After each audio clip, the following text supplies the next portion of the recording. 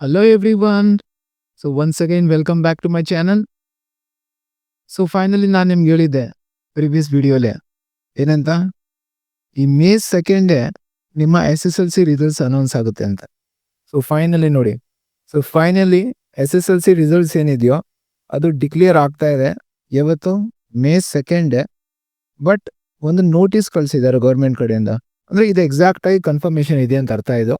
So ಈ video ನಾನು ನಿಮಗೆ ಕನ್ಫರ್ಮೇಷನ್ ಕೊಡ್ತಾ ಇದ್ದೀನಿ ದಟ್ ಎಸ್ ಮೇ 2 ರಿಲೀಸ್ ಆಗ್ತಾ ಇದೆ ಆ್ಯಂಡ್ ದಟ್ ಈಸ್ ಅರೌಂಡ್ ಯಾವಾಗ 12:30 PM ನೀವು ನಿಮ್ಮ ಅಂದರೆ 12:30 ಆದಮೇಲೆ ನೀವು ನಿಮ್ಮ ರಿಸಲ್ಟ್ಸ್ನ ನೋಡ್ಬೋದು ವೆಬ್ಸೈಟಲ್ಲಿ. ಏನು ಓಕೆ ಯಾವ ಥರ ಯಾವ ವೆಬ್ಸೈಟಲ್ಲಿ ನೋಡಬೇಕು ಏನು ಫರ್ದರ್ ಡೀಟೇಲ್ಸ್ ಈ ನೋಟಿಸಲ್ಲಿ ನೋಡೋಣ.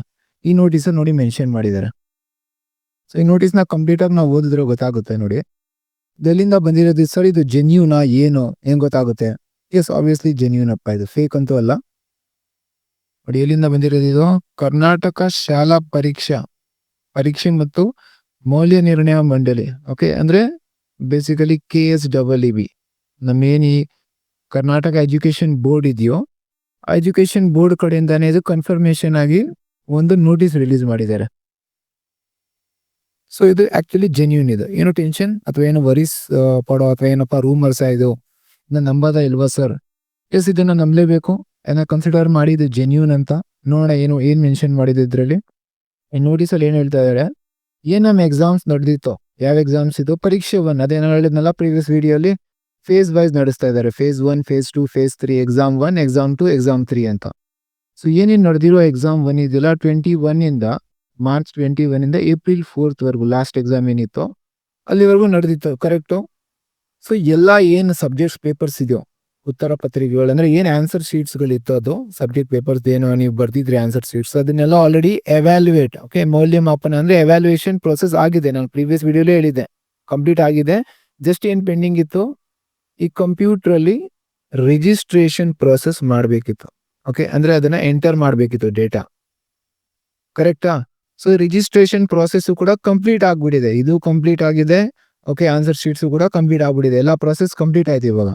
ಅದಾದ್ಮೇಲೆ ಏನು ಹೇಳ್ತಾ ಇದ್ದಾರೆ, ಈ ಪರೀಕ್ಷೆ 1 ಫಲಿತಾಂಶ ಏನಿದೆಯೋ ರಿಸಲ್ಟ್ ಏನಿದೆ ಅದನ್ನ ನಾವು ಪ್ರಕಟಣೆ ಮಾಡ್ತಾ ಇದೀವಿ ಯಾವತ್ತು ಆನ್ 2 ಮೇ. ಕ್ಲಿಯರ್ ಆಗಿ ಮೆನ್ಷನ್ ಮಾಡಿದ್ದಾರೆ. ಯಾವಾಗ ಅಂದ್ರೆ ಸರ್ 11:30ಗಲ್ಲ ಮಾಡ್ತಾ ಇರೋದು. 12:30 ಏನ್ ಸರ್ ಇದು 11:30 ಅನ್ನೋದು? 11:30 ಏನಂದ್ರೆ ಈ ಬೋರ್ಡ್ ಕಡೆಯಿಂದ ಅವ್ರು ಯಾರು ಎಜುಕೇಶನ್ ಮಿನಿಸ್ಟರ್ ಇದ್ದಾರೋ ಮಧು ಬಂಗಾರಪ್ಪ ಅವರು ಮತ್ತೆ ಅವ್ರ ಕೊಲೀಗ್ಸ್ ಯಾರ್ಯಾರು ಇರ್ತಾರೋ ಅಲ್ಲ ಡಿಪಾರ್ಟ್ಮೆಂಟ್ ಅಲ್ಲಿ, ಆ ಬೋರ್ಡಲ್ಲಿ ಇಂಪಾರ್ಟೆಂಟ್ ಯಾರ್ಯಾರು ಮೆಂಬರ್ಸ್ ಇರ್ತಾರೋ ಅವರೆಲ್ಲ ಜೊತೆಗೆ ಏನ್ ಮಾಡ್ತಾರೋ ಅಂದ್ರೆ ಒಂದು ಪ್ರೆಸ್ ಮೀಟ್ ಮಾಡ್ತಾರೆ. ಫಸ್ಟ್ ನೀವು ನೋಡಿರ್ತೀರಾ ನ್ಯೂಸ್ ಚಾನೆಲ್ಗಳಲ್ಲಿ ಒಂದು ಪ್ರೆಸ್ ಕಾನ್ಫರೆನ್ಸ್ ಅಥವಾ ಒಂದು ಪ್ರೆಸ್ ಮೀಟ್ ಆಗಿ ಒಂದು ಸಿಂಪಲ್ ಒಂದು ಪ್ರೆಸ್ ಮೀಟ್ ಮಾಡ್ತಾರೆ. ಅಲ್ಲಿ ಎಲ್ಲ ಡಿಕ್ಲೇರ್ ಮಾಡ್ತಾರೆ, ಎಷ್ಟು ಜನ ಪಾಸ್ ಆಗಿದ್ರು, ಓಕೆ ಎಷ್ಟು ಜನ ಮಕ್ಕಳು ಟೋಟಲ್, ಎಷ್ಟು ಜನ ಮಕ್ಕಳು ಬರ್ದಿದ್ದಾರೆ, ಎಷ್ಟು ಜನ ಟೋಟಲ್ ಅಲ್ಲಿ ಎಷ್ಟು ಜನ ಪಾಸ್ ಪರ್ಸೆಂಟೇಜ್ ಇದೆ, ಎಷ್ಟು ಫೇಲ್ ಆಗಿದ್ದಾರೆ, ಓಕೆನಾ? ಆ್ಯಂಡ್ ಎಕ್ಸಾಮ್ 2 ಏನು ಬರೀಬೇಕು ಅದು ಯಾವ ಥರ ಇರ್ಬೋದು.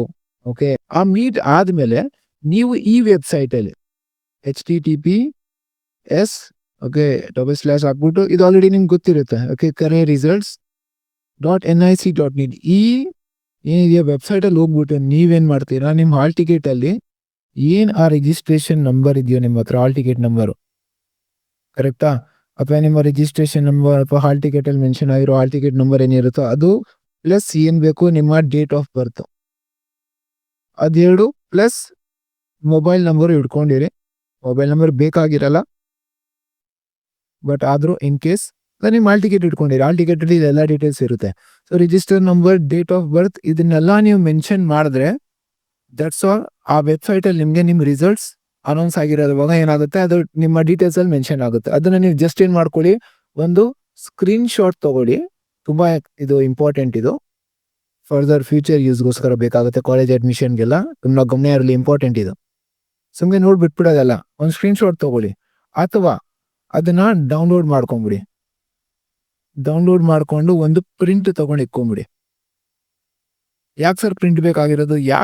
ಬೇಕಂದ್ರೆ ಫರ್ದರ್ ಅಡ್ಮಿಷನ್ಸ್ಗೆಲ್ಲ ಇದೇ ಯೂಸ್ ಆಗೋದು. ನಾನು ನೆಕ್ಸ್ಟ್ ವಿಡಿಯೋ ಅಪ್ಲೋಡ್ ಮಾಡ್ತೀನಿ. ನಾನು ಆಲ್ರೆಡಿ ನಿಮ್ಗೆ ಹೇಳಿದೆ ಏನಂತ, ನಾನು ನಿಮ್ಗೆ ಆಲ್ರೆಡಿ ಮೆನ್ಷನ್ ಮಾಡಿದ್ದೀನಿ ತುಂಬ ಸಲ ಏನಂತ.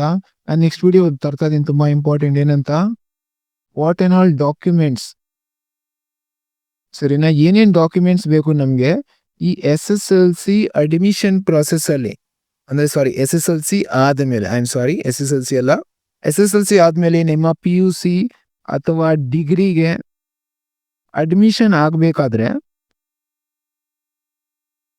ಏನೇನ್ ಡಾಕ್ಯುಮೆಂಟ್ಸ್ ರಿಕ್ವೈರ್ಡ್ ಇರುತ್ತೆ, ಪ್ಲಸ್ ನಿಮ್ಗಿದು ಗಮನ ಇರಲಿ, ಸ್ಕಾಲರ್ಶಿಪ್ಸ್ ಕೂಡ ನೀವು ಅಪ್ಲೈ ಮಾಡ್ಬೋದು. ಸೊ ಅದಕ್ಕೆ ಬೇಕಾಗಿರೋ ತುಂಬಾ ಡಾಕ್ಯುಮೆಂಟ್ಸ್ ಇರುತ್ತೆ. ನಿಮ್ಮ ಈ ಮಾರ್ಕ್ ಶೀಟ್ ಆಗಿರಲಿ, ಕ್ಯಾಸ್ಟ್ ಸರ್ಟಿಫಿಕೇಟು, ಸರಿನಾ, TC, ಇದನ್ನೆಲ್ಲ ನಾನು ಕಂಪ್ಲೀಟ್ ಆಗಿ ಯಾವ ಥರ ಏನು ಫಾರ್ಮೇಟಲ್ಲಿ ಏನೇನು ಬೇಕಾಗಿದೆ ನಿಮಗೆ ಫರ್ದರ್ ನಿಮ್ಮ ಫ್ಯೂಚರ್ಗೆ ಏನು ಕೂಡ ಪ್ರಾಬ್ಲಮ್ ಆಗಬಾರ್ದು. ಸೊ ಒಂದು ಸೆಟ್ ಕಂಪ್ಲೀಟಾಗಿ ರೆಡಿ ಮಾಡ್ಕೊಂಡು ಇಟ್ಕೊಂಡಿದ್ರೆ ಇವಾಗಿಂದನೇ ತುಂಬ ಯೂಸ್ಫುಲ್ ಆಗುತ್ತೆ. ಸೊ ಅದು ನಾನು ಕಂಪ್ಲೀಟಾಗಿ ಸಪ್ರೇಟ್ ವಿಡಿಯೋಲಿ ನಾನು ಈ ಟಾಪಿಕ್ ಮೇಲೆ ಮಾಡ್ತೀನಿ. ಯಾವುದು ಚಾನಲ್ಗೆ ಹೊಸಬ್ರು ಇದ್ದೀರಾ ಅಂದರೆ ಸಬ್ಸ್ಕ್ರೈಬ್ ಮಾಡ್ಕೊಂಬಿಡಿ ಇವಾಗಲೇ, ಸರಿನಾ. ನಾನು ಫರ್ದರ್ ಫ್ಯೂಚರಲ್ಲಿ ತುಂಬಾ ವೀಡಿಯೋಸ್ ಅಪ್ಲೋಡ್ ಮಾಡ್ತಾ ಇರ್ತೀನಿ ಯೂಸ್ಫುಲ್ ಆಗಿ, ನಿಮ್ಮ ಮಕ್ಳಿಗೆ ಹೆಲ್ಪ್ ಆಗಲಿ ಅಂತ. ಸೊ ಕ್ಲಿಯರಾ? ಸೊ ಈ ವಿಡಿಯೋ ಮುಖಾಂತರ ನಾನು ನಿಮ್ಗೆ ಏನು ಎಕ್ಸ್ಪ್ಲೇನ್ ಮಾಡಿದೆ. ಸೊ ಎಕ್ಸಾಕ್ಟಾಗಿ ಏನು ರೂಮರ್ಸ್ ಅಂತ ಅನ್ಕೊಳಕ್ ಹೋಗ್ಬೇಡಿ. ತುಂಬ ಜನ ಅನ್ಕೊಂತ ಇರ್ತೀರ ರೂಮರ್ಸ್ ಅಪ್ಪ ಇದೆಲ್ಲ ನಿಜ ಅಲ್ಲ. ಸೊ ಆಬ್ವಿಯಸ್ಲಿ ಇದು ರೂಮರ್ಸ್ ಅಂತೂ ಅಲ್ಲ. ನಿಮ್ಮ ರಿಸಲ್ಟ್ಸ್ ಏನಿದೆಯೋ ಅದು ಎಕ್ಸಾಕ್ಟಾಗಿ 12:30 ಅರೌಂಡ್, ಸರಿನಾ. 11:30 ಏನದು ಪ್ರೆಸ್ ಮೀಟ್ ಆದಮೇಲೆ 12:30ಗೆ ನೀವು ನಿಮ್ಮ ರಿಸಲ್ಟ್ಸ್ ಏನು ಮಾಡ್ಬೋದು, ವ್ಯೂ ಮಾಡ್ಬೋದು, ಆಗ್ಬೋದಾ. So thank you so much.